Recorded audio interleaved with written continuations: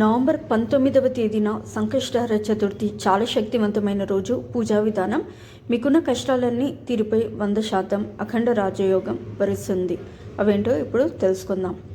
సంకష్టహర చతుర్థి అంటే మనుషుల కష్టాల నుండి గట్టెంకిచ్చే చతుర్థి. విఘ్నాలను తొలగించే గణపతికి చాలా ఇష్టమైన తిథులలో చవితి ప్రధానమైంది.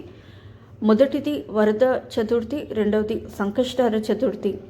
ఇవి ఎలా వచ్చాయి అని చూసుకున్నట్లయితే, అమావాస్య తర్వాత వచ్చే చవితిని వరద చతుర్థి అని, పౌర్ణమి తర్వాత వచ్చే చవితిని సంకష్టహర చతుర్థి అని అంటారు. కాబట్టి మనం ఎప్పుడు కూడా పౌర్ణమి తర్వాత వచ్చే చవితి రోజున ఈ సంకష్టహర చతుర్థి వ్రతాన్ని అయితే ఆచరించాలి.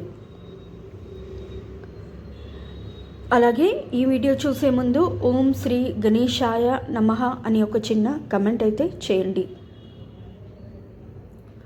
ఈ నెలలో నవంబర్ 19వ తేదీన మంగళవారం నాడు సంకష్టహర చతుర్థి వచ్చింది. ఈ చతుర్థి అనేది మంగళవారం వస్తే దానిని అంగారక చతుర్థి అని అంటారు. అలా కలిసి రావడం చాలా విశేషమైనది. ఇలా కలిసి వచ్చిన రోజు మీ ఇంట్లో పూజ కనుక చేసుకున్నట్లయితే మీ జాతకంలో ఉన్న కుజదోష సమస్యలు, సర్పదోష సమస్యలు, ఇలా ఏ సమస్య ఉన్నా సరే అవన్నీ కూడా తొలగిపోతాయి. అలాగే ఈ అంగారక చతుర్థి నాడు ఇంట్లో దీపం వెలిగించి కొన్ని పరిహారాలను పాటిస్తే మీకున్న సమస్యలన్నీ తొలగిపోయి ఊహించని అఖండ రాజయోగం వరిస్తుందని పండితులు చెప్తున్నారు. రోజు చేసే పూజ ఒక ఎత్తు అయితే చతుర్థి రోజున చేసే పూజ మరో ఎత్తు. ఎందుకంటే సంకష్టహర చతుర్థి రోజున ఎవరైతే ఇంట్లో పూజ చేస్తారో వారి ఇంటికి ఐశ్వర్యం వరిస్తుంది. అలాంటి ఇళ్లలో ఎటువంటి కష్టాలు, సమస్యలు అనేవి ఉండవు.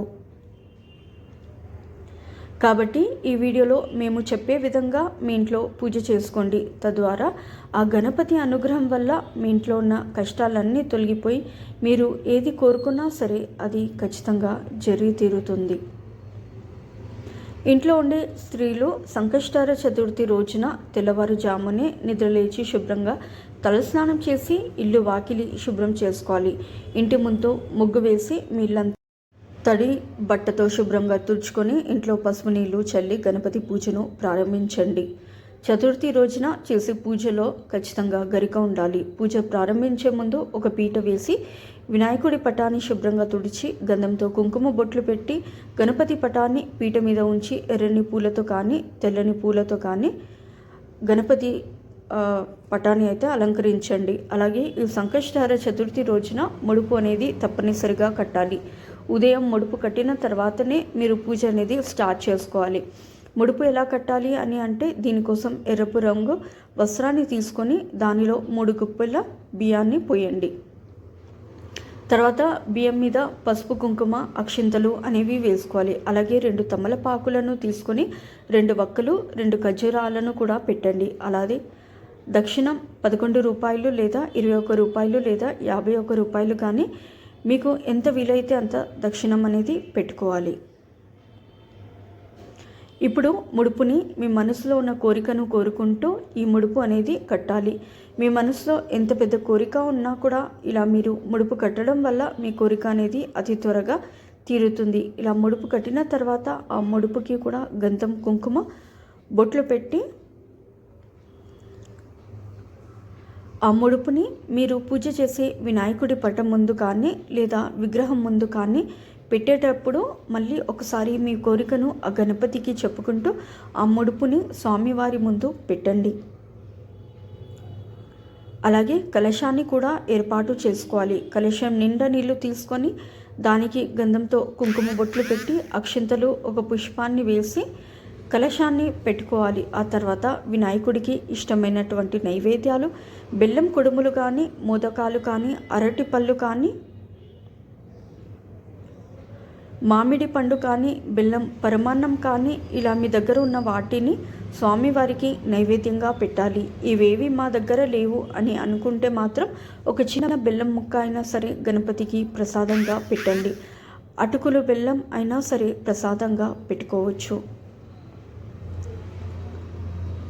మీ దగ్గర చిన్న గణపతి విగ్రహం ఉన్నా సరే దానిని వాడుకొని ఈ పూజ అనేది చేసుకోవచ్చు. అలాగే మా దగ్గర ఫోటో లేదు, విగ్రహాలు లేవు అని అనుకునేవారు ఒక చిన్న పసుపు గణపతిని తయారు చేసి దానితో కూడా ఈ పూజ అనేది చేసుకోవచ్చు. తర్వాత గణపతి పటం ముందు గరికను సమర్పించి దీపం వెలిగించి పూజ అయితే స్టార్ట్ చేయండి. ఈరోజు చేసే దీపారాధనలో 5 ఒత్తులు వేసి దీపం వెలిగించాలి. అలాగే దీపారాధనకు తప్పనిసరిగా గంధంతో కుంకుమ బొట్లు పెట్టాలి. మీరు దీపారాధన చేసేటప్పుడు కొబ్బరి నూనె కానీ నువ్వుల నూనె కానీ వాడితే చాలా శుభప్రదం. చతుర్థి రోజున ఇంట్లో ఉన్న ప్రతి ఒక్కరూ కుంకుమ బొట్లు తప్పనిసరిగా పెట్టుకోవాలి.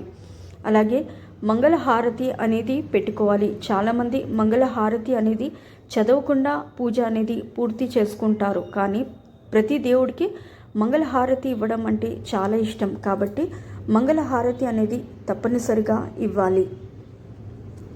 మీ భర్త సంపద బాగా పెరగాలంటే ఈ సంకష్టార చతుర్థి రోజున వినాయకుడి పటం ముందు ఒక వెండి గిన్నె పెట్టి ఆ గిన్నెలో 5 తమలపాకులు అలాగే 2 లవంగాలు వేసి మీ భర్త బాగా సంపాదించాలని ఆ గణపతికి నమస్కారం చేసి పూజ చేయండి.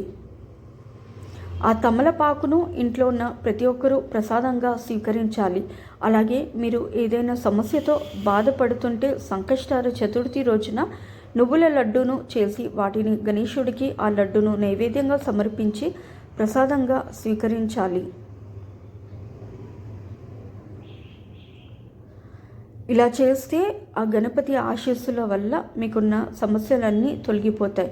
మీరు అప్పుల ఊబిలో చిక్కుకొని మీ ఆర్థిక పరిస్థితి మరీ దారుణంగా ఉంటే సంకష్టార చతుర్థి రోజున పూజ చేసే సమయంలో రుణగ్రహీత గణేష స్తోత్రాన్ని పఠించండి. ఈ స్తోత్రం చాలా శక్తివంతమైనది. సంకష్టార చతుర్థి వ్రతాన్ని ఇన్ని రోజులు చేసుకుంటాము అని మనసులో అనుకొని అంటే 3, 5, 11, 21 నెలలు లేదంటే ప్రతి నెలలో వచ్చే సంకష్టార చతుర్థి రోజున చేస్తాం అని మనసులో ఆ గణపతికి చెప్పుకొని వ్రతాన్ని ఆచరించాలి.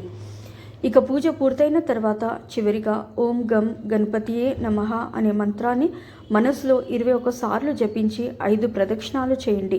అలాగే ఈ వ్రతాన్ని ఉపవాసం ఉండి చేయాలి. అప్పుడే మీకు మంచి ఫలితాలు అనేవి వస్తాయి. అలాగే బ్రహ్మచర్యం పాటించాలి.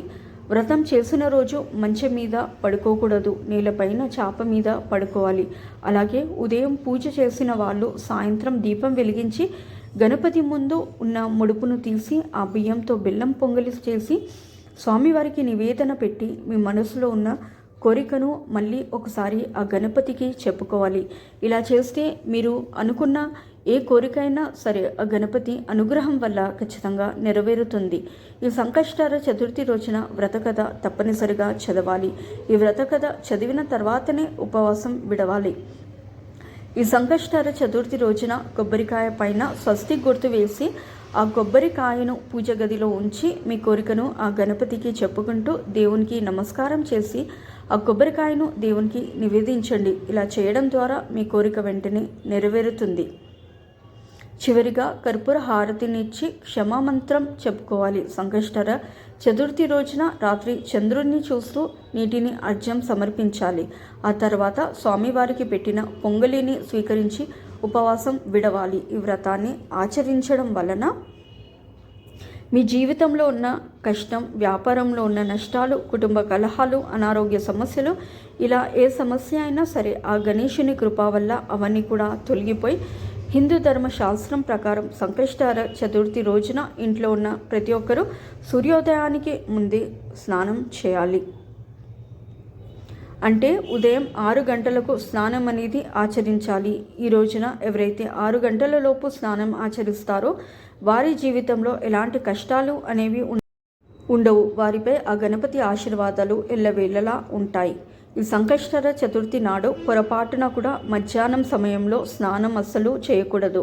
అలా స్నానం చేస్తే మీకు అనారోగ్య సమస్యలు వస్తాయి. చతుర్థి రోజున మీరు స్నానం చేసేటప్పుడు నీటిలో కొంచెం పసుపు వేసుకొని స్నానం చేస్తే చాలా శుభప్రదం. ఈ సంకష్టార చతుర్థి రోజున ఒక పచ్చి నిమ్మకాయను తీసుకొని దానికి కుంకుమ బొట్లు పెట్టి ఈ నిమ్మకాయను ఒక ఎర్రటి వస్త్రంలో కట్టి మీ ఇంటి గుమ్మం ముందు వేలాడదీయండి. ఇలా చేస్తే మీ ఇంటికున్న అష్ట దరిద్రాలు తొలగిపోయి మీకు కాలం కలిసి వచ్చి త్వరలోనే మీరు ధనవంతులు అయ్యే అవకాశం ఉంటుంది.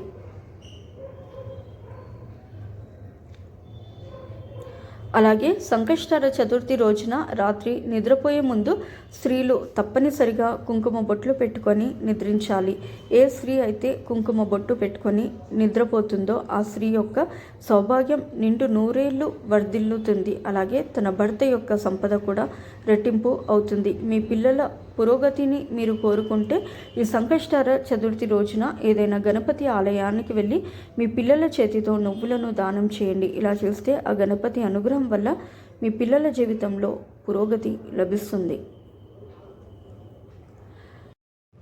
గవర్నమెంట్ ఉద్యోగానికి మీరు ఎంత ప్రయత్నం చేసినా పదే విఫలం అవుతుంటే ఈ సంకష్టహర చతుర్థి రోజు ఆవుకి బెల్లం తినిపించండి. తద్వారా మీరు చేపట్టే పనులలో తప్పకుండా విజయం లభిస్తుంది. మేము చెప్పిన విధంగా సంకష్టహర చతుర్థి నాడు ఇంట్లో పూజ చేసుకుంటే ఆ విఘ్నేశ్వర స్వామి ఆశీస్సులు మీ కుటుంబం పైన ఎల్లవేళలా ఉంటాయి. ఈ వీడియో కనుక మీకు నచ్చినట్లయితే ప్లీజ్ లైక్ చేసి మీ ఫ్రెండ్స్కి షేర్ చేయండి. అలాగే మా కొత్త వీడియోస్ మీకు వెంటనే చేరాలంటే మా ఛానల్ని సబ్స్క్రైబ్ చేసుకొని పక్కనే ఉన్నటువంటి బెల్ ఐకాన్ని ప్రెస్ చేయండి. ధన్యవాదములు. సో ఇదండి ఇవాల్టి వీడియో. రేపటి వీడియోలో మళ్ళీ కలుస్తాను.